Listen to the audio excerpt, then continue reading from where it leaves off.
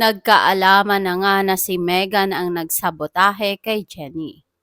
Mabuti na nga lang at may matibay na ebidensya itong si Kendall. Pinatawag nga ni Deborah ang lahat ng taga-Yumi at doon nga din ay sinabi ni Meghan na ang gusto na nitong magsolo. Galit na galit nga itong si Deborah sa sinabi ni Meghan.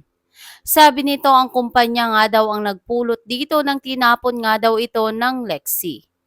Pilit na pinapakalma nga ni Knight ang nanay nito. Habang sa kabilang banda, pinuntahan nga ni Amelia ang bahay ni Minchie para makiusap nga ito na gusto nitong makita ang apo nito.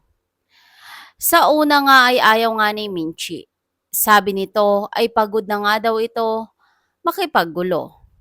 Tatalikod na nga sana si Minchie pero nagsalita itong si Amelia na may sakit nga daw ito at may cancer. Natatapos na nga daw ang mga araw nito. Kahit galit nga itong si Minchie ay lumambot din ang puso nito nang marinig ang sinabi ni Amelia.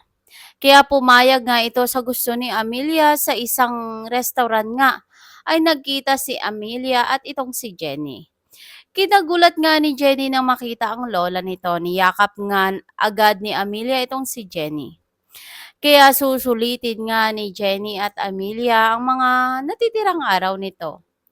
Pakabangan nga natin kung sasabihin na kaya ni Jenny ang tunay na nararamdaman nito kay Knight, lalo't pa ay gusto na itong magpaalam. Yan ang ating pakabangan sa mga susunod pang episode ng Born to Shine.